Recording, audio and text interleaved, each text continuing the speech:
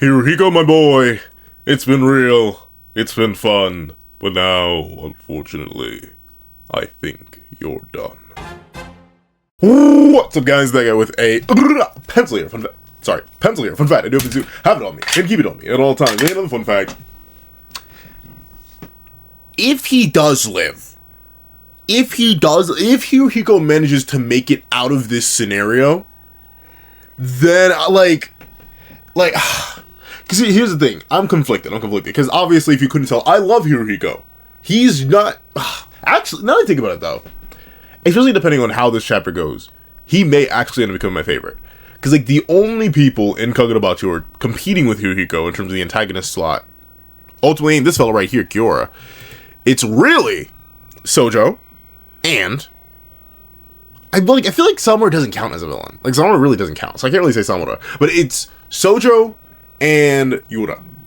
Those are the only two that are, like, really competing. But I think I like Yura more in concept so far than I do in execution, simply because he hasn't had too much execution, and he's definitely a manipulator-type background character who we haven't gotten much, if any, lore or motivation on. Other than, you know, generic, I want to rule, destroy, whatever the world kind of motivation. Like, that's there. But I don't really care as much about that. I just like his design. I like the vagueness of his abilities. I like the vagueness around the character. He's much more appeal of the unknown kind of thing.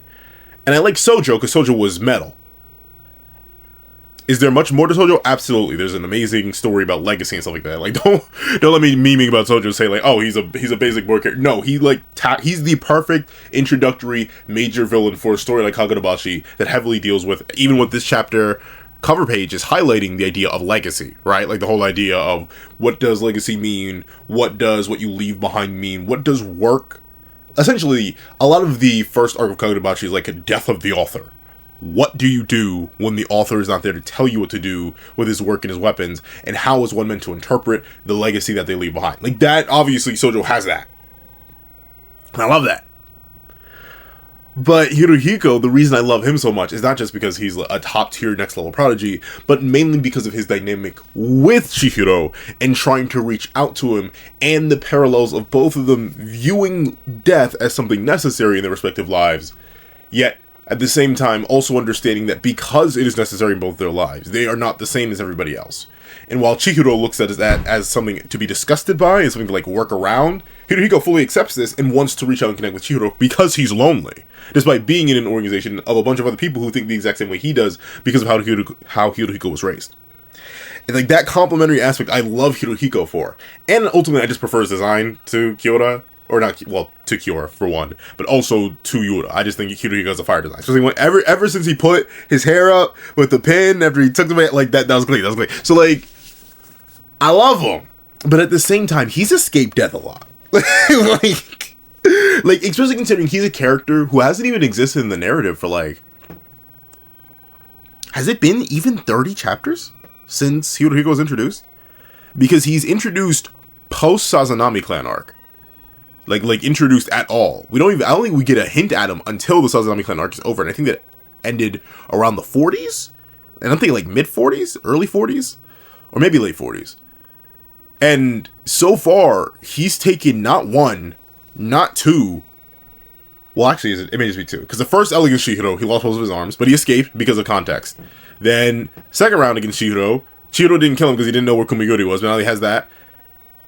He still lost that, though. And then we have this third instance where he's going to be fighting Samura and Chihiro at the same time. Or at least just Samura, who is moving with undeniable, insane amounts of ore. So, like, if he gets a 3P on escaping and living, I'll admit, it's going to feel a slight bit contrived. Specifically because of the type of story Kagurabachi is. In most other stories, I wouldn't even blink. Like I'd be like, seems legit. But, especially the way that Samura's being glazed to the moon and back, if he seriously fails to catch this body for one reason or another, it's going to feel a little bit contrived. But in that case, this is going to be bad. It's going to be real bad. In that case, even if I will acknowledge it'll feel a little bit contrived and a little bit forced, I'll prefer that to getting rid of HIRUHIKO, if you know what I'm talking about. Like, ultimately, I'd rather it feel a little bit contrived and forced than my glorious, legendary, juicy, scrumdiddlyumptious king, who's going to be the pseudo-final villain, if not main villain, at the end of it all, is alive. And he takes so many L's to so many different characters. Because honestly, I kind of like characters who take L's. But ultimately, his survivability in a narrative that is so focused around death, and with two characters who have no reason to not kill him. Before, like, I don't know. If he gets 3-peated, it's going to be crazy. But let's not waste any more time. Let's hop right into Kagurabachi. Chapter 77, no longer relevant. Interesting. I guess the parallel here is yeah, okay, so yeah, it's the 3 kids and the 3 parents. Poor Hakari, man. Like, we haven't seen you in a minute. Well, to be fair, he has literal brain damage and is about to lose his sorcery. But, like, dog, been a hot minute since we seen you, gang. But shout outs to Hakari, bro. Like, he really went through it. Honestly, and this is the big thing, right? I keep going back and forth in my head on how long I think Kagurabachi is actually going to end up being. Because, like, part of me is thinking this could be a thick, hefty one. But also part of me is like, it could end in, like, the next 50 chapters. Ain't that weird? Like isn't that strange? But, like, think about it. Obviously, we do have, like, a bunch of open plot threads, and there's still a bunch we just don't know. So, like, this story could go on for as long as Hokuzono-sensei wants to draw it. But at the same time, we are like, peaking mad. Or I did not think we were going to get a Samurai encounter this quickly. He was set up as falling out of the sky what feels like not even 15 chapters ago, and he's here. And obviously, he's not going to offer our main character again. But, like, maybe he will. Like I don't know. We're in an interesting spot. But that's what I like about Kagurabachi the most. Out of all recent manga, next to JJK, admittedly, it's the one manga where I'm like, I have no idea. And not in the bad way. There's some manga or stories I consume, and I'm like, I have no idea what the author's cooking. And not in the good way. But Kagurabachi is like, I have no idea what Hokuzono-sensei is cooking.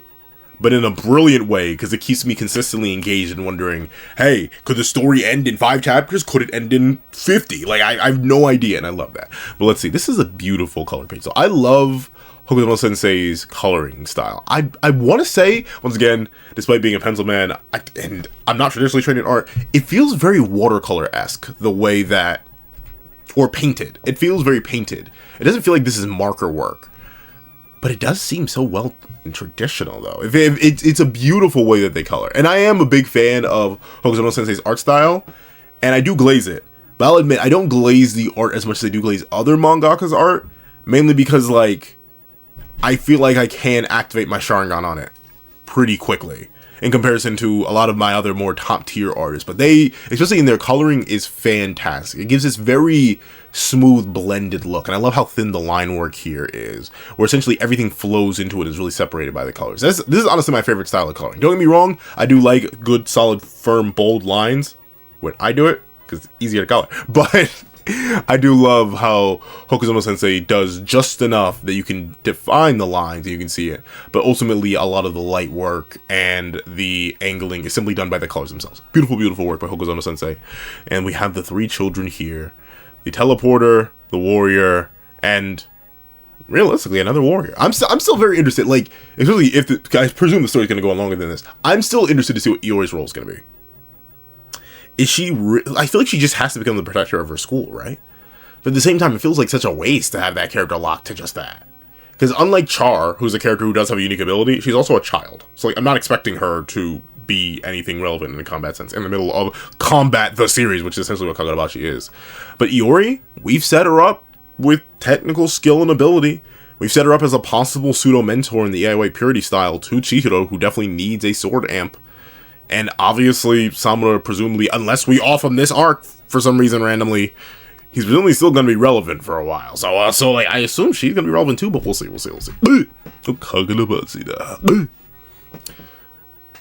Where are we? Okay, new characters. Let me see.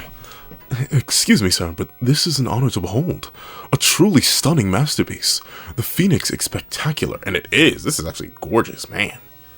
Like, see, I don't know. Especially when I go to create my own art, I always, like, look at something and then try to reference it from there. Like, even if it's just for, like, basic posing stuff, I have no idea. This is just something that I'm assuming, because I can't recognize any other Phoenix images that looks like this. This is just Hokuzono-sensei just flexing. Hey, by the way, I can draw anything. Just in case you thought I couldn't. Let's see. At the moment of death, it goes out in a blaze, only to be reborn from its own ashes. The legendary mythical bird.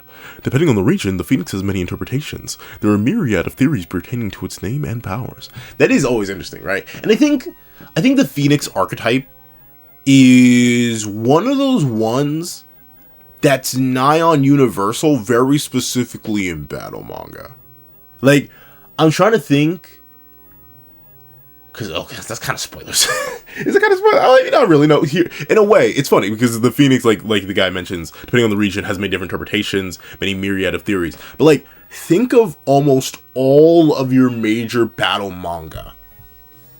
Think of your Narutos, your Bleaches, your Dragon Balls, your One Pieces, your Jujutsu Kaisens, your Sakamoto. Like, there's always at least one Phoenix-esque moment where characters get reborn, quote unquote. Sometimes literally in the case of Dragon Ball, where characters get wished back to life, or they get reborn through reincarnation in a literal sense, or like just incarnation again. Like JJK has that with Sukuna. Like, there are definitely a bunch of different series that play with the idea of the Phoenix in their own way. And I feel like it's so central to battle manga because mangas are stories.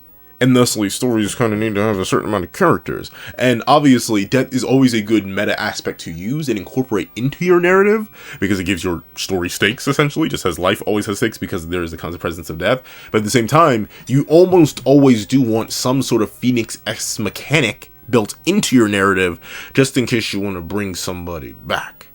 And of course, it doesn't always have to work. Like, you can build in Phoenix mechanics that just fail. Like, I'm thinking of Magi in particular. It has a Phoenix mechanic that fails on occasion.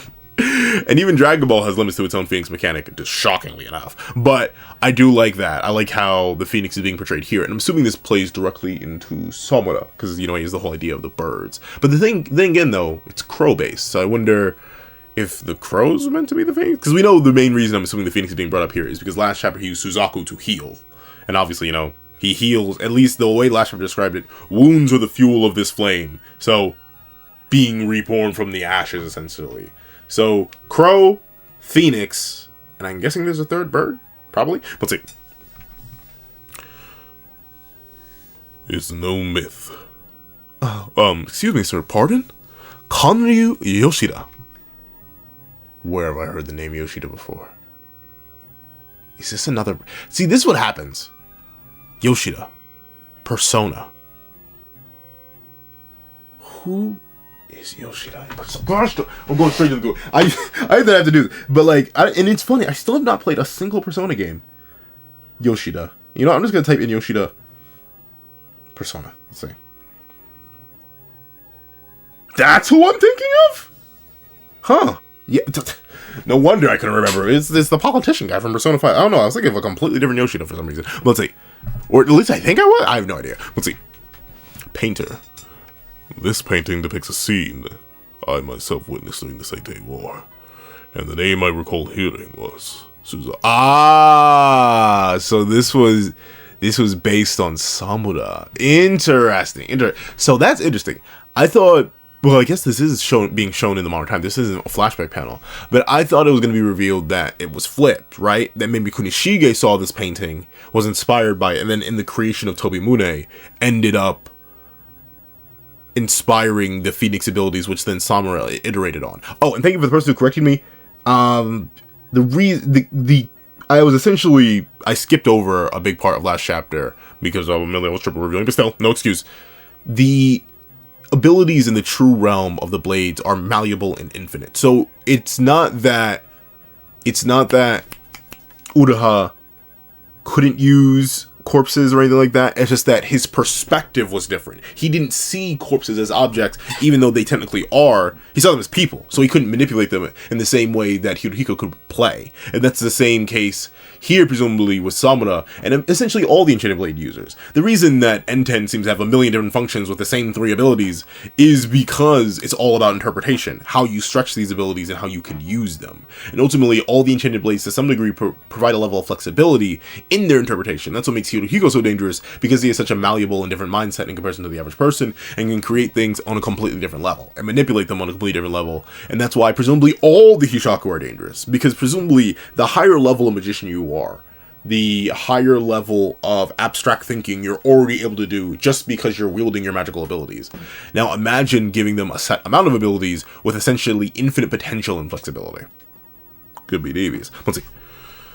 But interesting. So this guy, Kanryu Yoshida, was in the Seitei War. Let's see. And the name I call we're hearing was Suzaku. All right. Oh yeah, interesting. But I do like that. So it looks like even his clothes, his fit seems to get healed as well by the utilization and the burning of the feathers. Though interesting though, the phoenix feathers do not manifest on their own.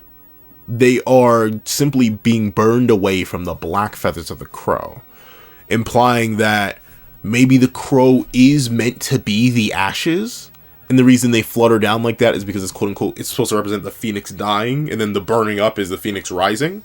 So maybe Crow is just another version of the phoenix, like the guy was talking about the myriad of theories and interpretations and the abilities of its powers and stuff like that. Maybe that's the case. The black is the soot of the phoenix flames falling, and then bada bing bada boom, they light up and burn, symbolizing rebirth.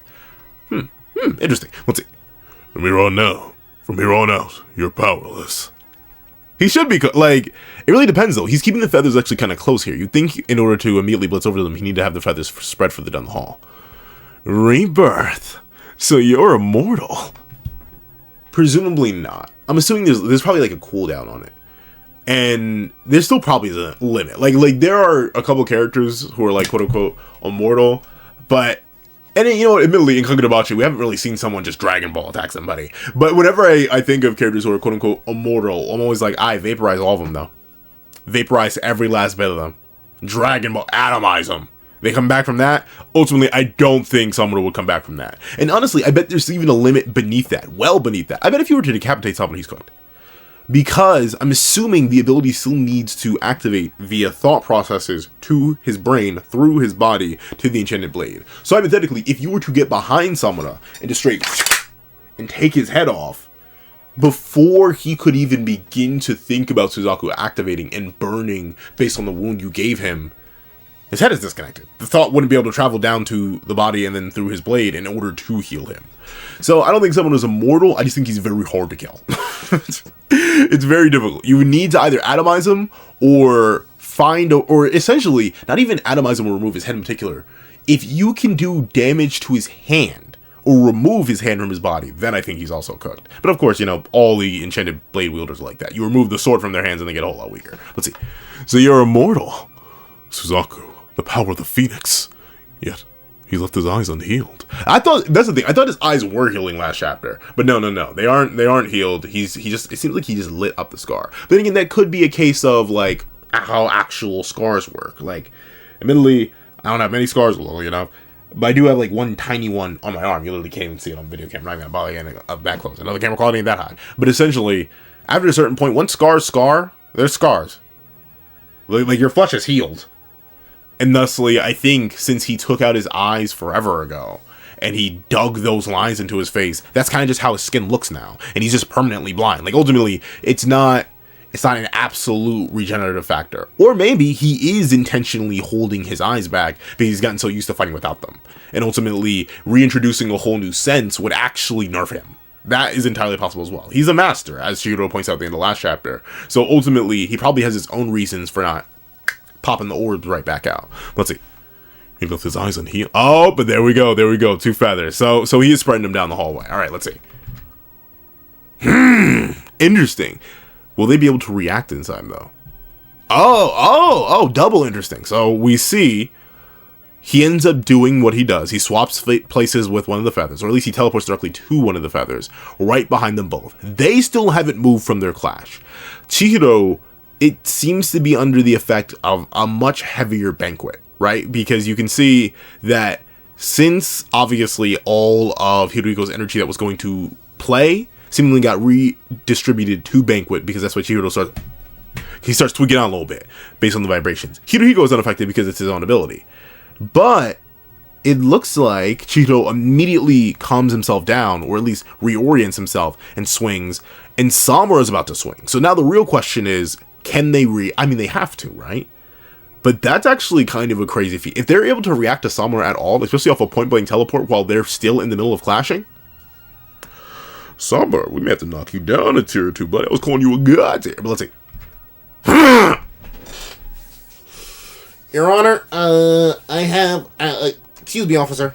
I have an issue. I have 3 gentlemen going aura for aura, and it's going quite insane right now. Okay. Interesting, too. He goes for a backswing. Well, actually, no, that does make sense. That makes sense. Because the DIY parody style very specifically works like... You do, like, how's it go? Like, you draw the blade out, you flip it, and then you do backswing. So that backswing does make sense. But and I love that. And that's actually, wait a second. That's actually crazy. And whoa. Okay, the shockwave of that did crazy. I mean, it split the building in half. But I like how they react and how they do it. It's not even that they managed to move a whole bunch to intercept Samura's swing. They were still in the middle of clashing and holding each other back. So literally all they did was move their swords, move their bodies and their swords in time to block Tobimune.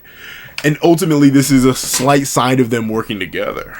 You're gonna tell me the main antagonist rival and the main protagonist, they're working together? Okazono-sensei, don't make my toes curl too much. I'll get excited. Interesting. So the block of doom, despair, and dereliction. I like it. But I love how both of them are... well, no, not even. All of them seem locked in this moment. But shout out. So they're able to somewhat reach Samura. Because remember, especially for HIRUHIKO, he's already super heavily fatigued and burning presumably a bunch of his mana. I know it's not called mana, but like, he's burning a bunch of his energy. And has burned a bunch of his energy. And Chihiro, while he hasn't burnt a bunch, he still isn't fully fresh here. He's still been fighting for a good while. And Samura, for all intents and purposes, especially considering he just got healed by Suzaku, is presumably mostly fresh, maybe slightly fatigued from getting damaged at all. But the fact that they're able to clash, and this clash slashes the building in half from the sheer pressure of the shockwave alone. Very, very impressive. But in a way, I was about to be like, oh, Samura, I gotta knock you off, I gotta knock you down a few points, bub. Not really, because it's taking both of these prodigies. So some would say, Chino may not be a prodigy, he has not mastered Enten, and he's had it for how many years? That may be true. But still, we have both of these high-level combatants wielding enchanted blades of their own. And all they can do against Samura, while in a way working together, is neutralize. They can cancel Samura out. And let's see how well it even did. Maybe he even knocks them back. Let's see. Yeah, so he even knocked them back. Off a backswing too. A backswing out of a teleport. And at least from here, it doesn't even look like Samura had that much time to build up that much momentum. Obviously, you know, the whole thing of DIY parody style is speed, and speed is power, or strength is just speed and mass. But still, very, very impressive. Very, essentially, we're still glazing Samura, in a sense. Even if HIRUHIKO and Shiro were able to react and block somewhat, it's still very, very impressive that they were able to do that at all. And it's still very impressive for Samura to be able to pressure these two at all. But let's see. Hot. He can use the flames to attack too. What? What can these things not do? Alright. He can use the flames to attack too. It regenerates. It can probably mitigate altered states. Okay, but he's talking about Suzaku. Let's see. Banquet won't work. And all we'll do against Shiro is make him turbocharge Nishiki to counter. Okay, so yeah, so this panel right here is this panel. Ultimately, and you know what? I'll admit, I do respect HIRUHIKO's play here. I said I didn't have play, but I do respect HIRUHIKO's play here. Because even though he acknowledges Samura as sort of an existential threat and wants to simply fight Chihiro, in this moment, he was still attempting to take advantage of the fact that Chihiro would presumably be off guard with Samura attacking them both. Because Chihiro before this is pretty much unaffected by play. Or no, unaffected by Banquet. But the instant Samura swaps or teleports to his feather and goes to attack him, Chihiro seemingly ups play, or ups Banquet in this moment to try and catch Chihiro off guard. But Chihiro is able to upgrade Nishiki to immediately counterbalance and hold off. And notably, I'm supposing due to, obviously, Suzaku, Samura isn't affected by this at all. It is only Chihiro here who gets affected by Banquet, but he's able to neutralize it anyway. Let's see. All we'll do against Chihiro is make him turbocharge Nishiki to counter it. In that case, should I use my third ability? No. I'm behind the other two at this point, so I need to focus my mental capacity, not for quantity, but quality. Okay. So, he's gotta live, right? Like we have, unless, once again, there's the entire possibility that Chihiro's kind of just, or HIRUHIKO's kind of a red herring, and we're never actually meant to see his full potential. But, if we're not gonna see the third ability now, if we're only gonna see Planquet? Lord, I've used the names. But if we're only gonna see Play and Banquet, I can definitely see Chihiro making it out of it. The main question is how. How, or not, I keep saying Chihiro. The main question is, how is Hiruhiko going to make it out of this? Because I still don't think it's reasonable to off Samura at this point. And I don't think it's reasonable to off Chihiro ever. Samura, give it a little bit more time and I can see a vision. Chihiro, never. Let's see. I can't hesitate. I have to pour everything into my next move. Play. Alright. So he's resorting back to play. So what's he going to do here, though? Because ultimately, it looks like all the corpses got destroyed. Or at least they were cut down to a point where Chihiro couldn't... Or no, I keep saying Chihiro. Hiruhiko couldn't individually control them as well. Let's see. Play enables the user to command all objects in the vicinity and manipulate them freely. Which is still very, very impressive. Like, that is a good ability. And I agree with the way the... someone explained how they think it works in the comment section. They essentially said... I believe they compared it to, like, COD Zombies, where a command is given. So, like, in the instance of last chapter, the command was attack Samura. And thusly, Hiruhiko didn't actually have to directly guide their actions at all. It was running on autopilot. But hypothetically, he could still see through them, and that's how he knew, quote-unquote, that his attack worked. Because he saw through their eyes, even if he didn't have to directly control them. Which I think is good. I think, ultimately, the more autonomous an ability is, especially an ability like play that has been to specifically be used on inanimate objects, that just works. If you can activate play on, like, a boulder, for example, and just say, hit that guy, and it fully starts moving on its own, that's useful enough. You don't need to think too much about it. Let's see. To utilize an object skillfully, the user must become familiar with its structure by playing with it repeatedly. Oh, interesting. Interesting. So, but what happens when you use it on an object that you aren't familiar with? I'm guessing maybe the corpses? But then again, it looks like Hiruhiko's, familiar with the corpses. Because, he's a little Hiruhiko, but like Hirofriko, if you know what I'm talking about. I'm sorry. That's a terrible sense of humor. Let's see. The user must first become familiar with its structure by playing with it repeatedly. The more they respect the object, the more they can wield it with precision. Oh, interesting. So they can increase their manipulation levels based on familiarity. So essentially, we're seeing the most base level of play, even if it does seem very high level because Hiruhiko's controlling Hiruhiko's controlling multiple bodies all at once. It's still not all too impressive because he doesn't really know, and he doesn't respect life. Like, at least not in the same way. He finds value in Chihiro's life because he sees a mirror to himself, which he never saw before. But outside of Chihiro's life, he doesn't see value in, like, any other life. So, it's a rough spot. Let's see. For Hiruhiko, killing was just killing. There was no deeper meaning. Did he bite this guy, dude? Wow. Okay, Frikuhiko. Let's see. His respect for life was non-existent. The disdain applied even more so to objects. He had nothing but contempt for all things. Oh, you know what? Honestly, that's funny. Because if I wasn't told that, I would believe the opposite. Well, not in the sense that he respected all life, or respected all things. But I thought he would find, like, a weird... I thought he'd either be disinterested or find a weird pleasure in all things, right? Like, his ability was paper, origami, artwork. So I always thought Hiruhiko was the kind of guy who did enjoy the spice of life, but didn't really care about it being eaten. If you know what I'm talking about. Spice of life, season the food, like, stuff like that. But no, he has contempt for all things. He doesn't like anything. That's actually an interesting angle. I wouldn't have interpreted Hiruhiko that way. It's like, sorry, this chair. I'm gonna replace you soon, buddy. Like, I've been beating you up and using you for how long now? Like you, I think you've been here since the start of the darn channel, gang. It's been. I think I can finally replace you, buddy. Don't worry, we'll figure you out. But very interesting. Hiruhiko has a contempt for all things. But then again, I suppose I can definitely see and read Hiruhiko's personality as something like that, right? Like someone who just doesn't care about literally anything because nothing matters to him. Because that's the thing. If you can't find value in something like life, of course you're not going to find value. In my life, I mean, like, the life of another. Of course you're not going to find value in things like a rock, a sock, a sword. Like, there's nothing really there for you to latch onto.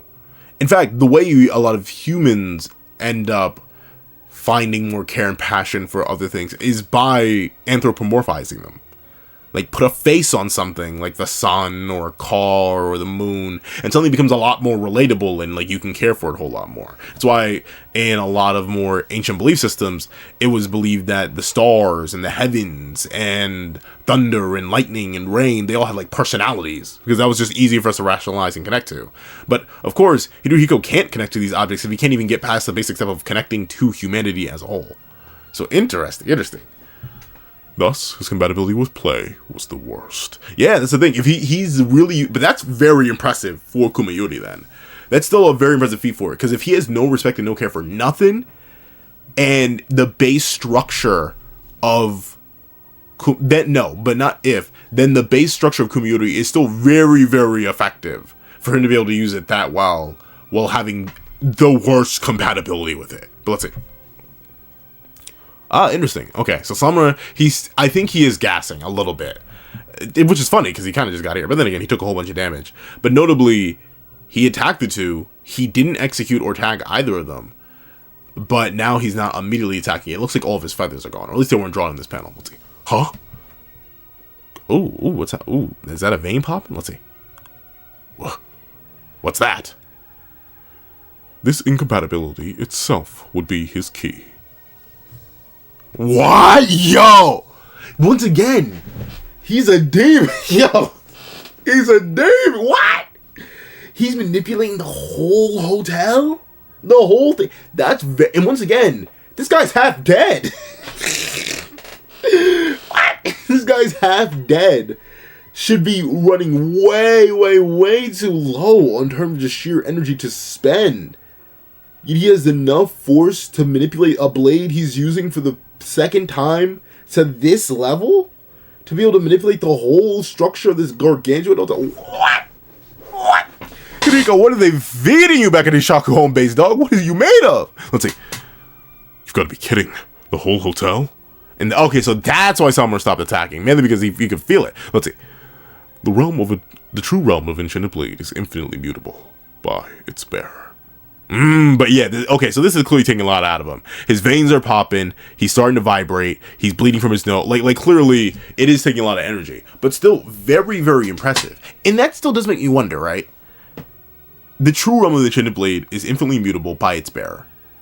The way it's spoken of, that the Swordmaster went crazy, is that almost as if the true realm spoke back to him. It's kind of like the whole idea, if you stare into the abyss long enough, it will start to look back at you, and you don't want to blink. They don't want to blink parts at it. But like, there's a reason you don't stare into nothingness for too long. So I wonder if that's what the Swordmaster is doing, just forcefully evolving and trying to reach and fully understand the depths of the true realm, only to be inverse consumed by it. And that led to his hatred and the malediction? Or if it truly was just the Swordmaster was someone like HIRUHIKO, maybe someone with too little value for life, or a deep personal hatred and contempt of all things that just kept evolving and refused to stop. And then the blade, in response to that, was like, well, if you want to just slaughter a whole bunch of people at the same time, we can do that. And then they just rose in chorus here, because it looks like HIRUHIKO, he's attempting to reach that height, to that level. Let's see. Oh, I love that. I love how the fingers of play even grab and start to crack in and break the panel itself, and just I love it. And even the building design here is immaculate. Once again, I hate drawing backgrounds and I hate drawing buildings. Crazy work, Hokusan-no-sensei. I love it. But let's see. What? Oh yeah, and they're still on the roof. It's no hallucination. He's physically demolishing the building. Yeah, I guess that has to be really confusing for Samura, because all he hears is a chorus of sounds and like presumably concrete and rebar breaking. He's like, I have to be tweaking it. Like, there's no way this is actually happening. But yes, it is. Let's see. Powerless. I destroyed the building. Yeah, but like, buddy, like HIRUHIKO. I'm all for a little bit of self-hype. A little bit of self-glaze. I do a bit of self-glazing myself, you know. I'm something of a self-glazer myself. But you still don't have the upper... Like, and notably, at least... Well, I guess because the thing is, he's still trying to abuse the environmental factors here. He knows that Samura won't let his daughter fall. Won't let his daughter die. So he's probably hoping to get Samura away from that. At the same time, he also probably knows Shiro won't die from this. And maybe he's even still considering the idea of just leaving now. Because that's the thing. He's too outnumbered, too outmatched, in a position where he clearly cannot underestimate or outwit either of his opponents. So far, both Chihiro and Samura have had an answer to literally everything he does. So maybe he's like, maybe time to do it. But let's see. Oh, interesting. So the corpses are still coming. So he's controlling the he shattered the building, but then immediately switches control back to the corpses, presumably giving them commands. You shouldn't have buried me in the rubble and corpses. At this scale, no amount of slashing will cut through. His wounds are deep, so how does he have this kind of energy? My exact same question. How? Let's see. His contempt for everything, his nihilism towards killing. Chihiro, you alone are See, yeah, that's a thing. That's the thing. You find one homie. You find one homie who's able to keep up, and suddenly they are the exception. They're the motivation. Why do you fight? Why do you keep doing this? Why do you keep wanting to keep moving forward? Because I finally found something that can motivate me. That's HIRUHIKO's whole thing. He's finally found someone who, even if not perfectly, he can connect to, he can reach out. Someone that he can see the value in, something. Because remember, he doesn't value anything. In fact, I'm assuming now the way with how HIRUHIKO's characterized, I bet the only reason he follows Zero's command is because Zero can beat him.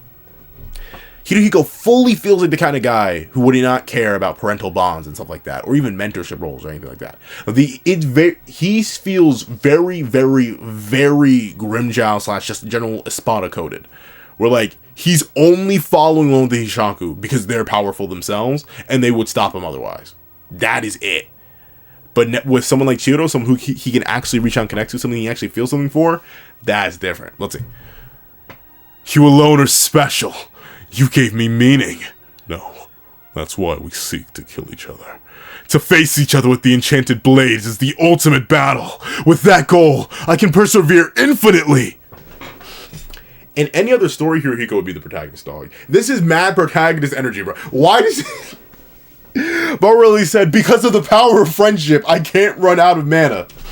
What? I'll let it slide. But this has got to fail somehow. Like, there's no way he gets away with this, dog. Like, once again, I really don't even think he should catch a body. I think this still needs... It's funny, because he should have been humbled the first time. But I think this still needs to serve as a humbling experience. A humbling run, if you will, for HIRUHIKO, dog. He cannot keep getting away with this, bro. He cannot. Let's see. Okay. All the bodies are rushing towards Samura as well. Get out of my way! Immortality? No. Just like Cloud Gouger needed an interval to recharge May, there must be some limitation. Overwhelming with pure mass. I mean, that would work. But you gotta remember, he can teleport to any of his... Oh, or he could just fly out the building. That too. He could just do that. But, like, that's the thing. Especially, notably, mass attacks work against people who don't have great mobility. Interesting, though. It does look like Samura did actually get tagged here, but like with the way his feathers work, he could just teleport anywhere. And like if I'm Samura, well, it really depends on the upper limits and range of his teleportation, but at least if he has the same range as HIRUHIKO, because he's a master, he probably has a way bigger one. I bet Samura, or at least someone as skilled as him, if I were him on his level or anywhere near it, I would have a feather somewhere safe. Especially considering he's not like, I think he just teleports to them. He doesn't actually like replace them. It's not like a Toto Boogie Woogie thing, unless I'm already misremembering that. So, but even if it is, have a feather or two in one spot that's safe. So no matter what, boom, teleport out, and then you can think and teleport back in because he senses and basically sees with the feathers. So ultimately, overwhelming or at least attempting to overwhelm someone with mass and sheer objects and rubble doesn't actually work all too well. It wouldn't really work well against any teleporter, because the big thing that a teleporter has over basically any other fighter is free and complete dominion over space. Like, they get to choose how they fight, when they fight, where they fight. Meanwhile, you as a person without that need to deal with whatever they do, offensively and defensively. Let's see. But he does just fly out. Oh, he's running away. Roll credits. I see. Here we go. Let's see. All right, and all the body. That's interesting. All the bodies are still chasing him out the building. He's no longer relevant. Now, to break the deadlock, show me your true realm. Is he talking to Chihiro or is he talking to Kumeyori? Interesting. Let's see. Now it's time for our showdown, Chihiro. Okay, yeah. Where am I saying all the wrong names? I'm calling HIRUHIKO everything but HIRUHIKO this review. But HIRUHIKO, I still think you are so heavily battle damaged, half of it by yourself at this point. You're not beating Run! Let's see. Uh-oh. Chihiro's like... he's like, I'm about to rip Kumayori right out your hands. Let's see. What's that? Okay, he looks up. He looks up. What's happening? But interesting though, because the painter from the start of the chapter, he didn't color them black, unless maybe the flames do burn. But and I guess, you know, you can't do pure black, but still, this is it from the three tails of the phoenix. Right here again, the three tails of it. So that's why he said he recognized in the war. So Sama did this before in the war. Very, very interesting. But what does it mean though? Is it just him flying up? But then again, look at that. The feathers of the crow are black, but they're starting to light a blaze. So let's see. All the bodies are trying to crawl up to reach him. Let's take a look. Oh, and he lit the whole thing on fire. All right. Gee, and he looks so clear. I like that he does have, I think his eyes are open, but he's still blind. So at least it's this really cool effect. I like that. Yeah, so he's tearing through the building and lighting it all on fire? Dude, your daughter? Unless this is meant to imply that they all got evacuated from the top of the building. Like, maybe you don't want to light the whole building on fire, gang. Maybe that isn't the way. Let's see. He's blasting through everything to get me. Does he not care if everything goes up in flames? I guess not. I guess not. I guess so light. Let's see. Uh-oh, Hiruhiko's that genuine fear. Ah, buddy. What happened? I thought he was no longer relevant. I thought he was light. I thought it was an easy lick, Hiruhiko. What you making that face for, gang? What you making that face for, gang? Let's see. Tobimune's third power. Owl, crow, Suzaku. Okay. All right. Because I guess the owls are their own individual power. But let's see. The power of the immortal bird to self-combust and rise again. To bust and rise. Let's see. However, he already further evolved that power in previous battles. Ah, interesting. So that's the difference between a master like Samura and someone with any experience like Chihiro versus someone like Hiruhiko, who, while he is evolving on the fly, he's still new to it. He's true to it, but he's still new to it. Where he can't think to evolve and truly delve into the true realm of his blade simply without experience. So like he has to live. How's he gonna like? Is someone just gonna cook him? Let's see. In his true realm, he can apply that boon to more than just himself. Ah, okay. So this painter man, he was a soldier who was harmed, and I guess he was healed by. So yeah. Uruha's alive. Uruha's definitely alive. Like, there's no way he's not. Those flames are the flames of universal mercy. Seichi Samura's Suzaku flames reached everything affected by the altered state Hiruhiko inflicted with the Kumayori. The first time Hiruhiko ever cared sincerely for anyone or anything. His all-or-nothing rampaging blitz in a single moment was made irrelevant. It was made no longer relevant. Okay. That was a miss of a bar. That was who knows? Does anyone know the original Japanese text? If this ended with in a single his all or nothing rampaging blitz in a single moment was made no longer relevant, that would have been a bar on a bar. Especially after Hiruhiko said he's no longer relevant, that would have been a bar. But completely nullified still works. But darn. So he can even heal buildings. Very impressive. But I wonder if I don't think he brought anybody back to life, though. Because I guess the main way I'm supposing Suzaku works is that he needs to be the one to strike you down in order for its resurrection ability to take place on you. But something like a building, which is never alive to begin with, can just be restored to its former state. Let's see. No, it can't be. But you're still alive, gang. You're still, like, that's better than nothing. You're still alive. But you see, thing is though, I mean, he's losing the Kumayori now, but Hiruhiko's still alive, so he's fine. So we'll make it out. I mean, I'd be shocked. Now I'm shocked if he actually falls.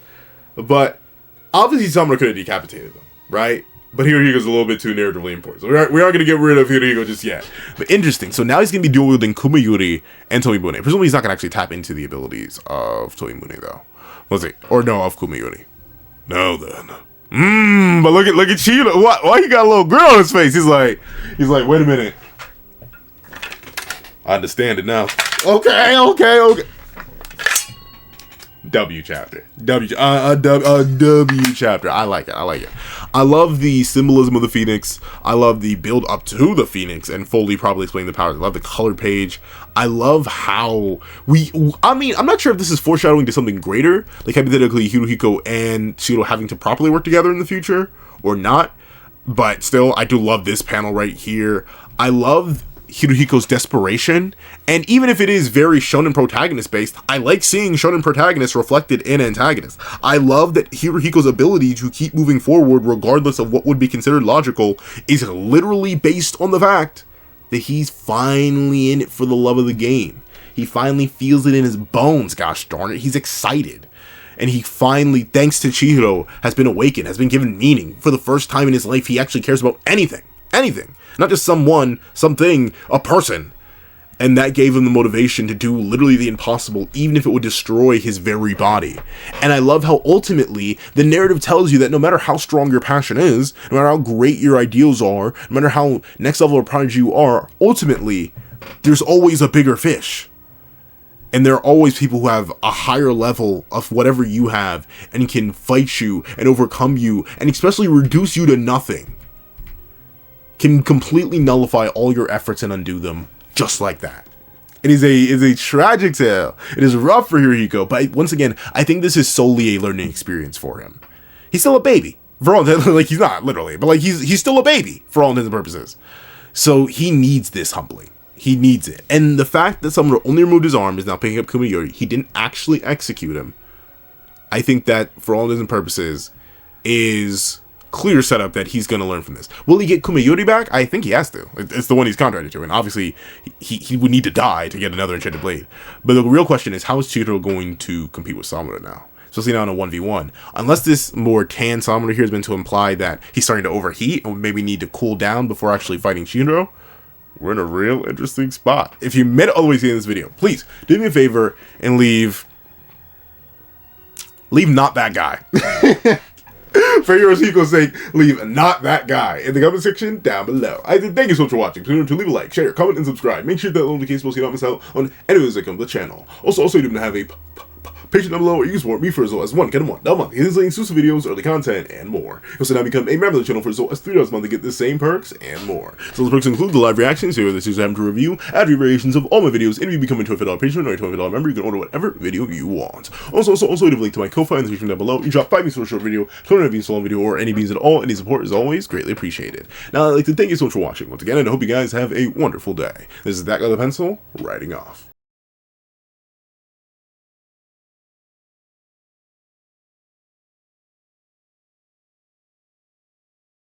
I'd like to thank you to our sketch tier members: Eternal Flame, Red Wolf 4765, Astro, Super Flame Zero, Glacier XZ, Zara, Brandon Payne, J2MA, Gyomi, Yuki Ally, Buddha Uda, Azo 2404, Planet Crone, G Prosper, Nevis 97, and Ollie.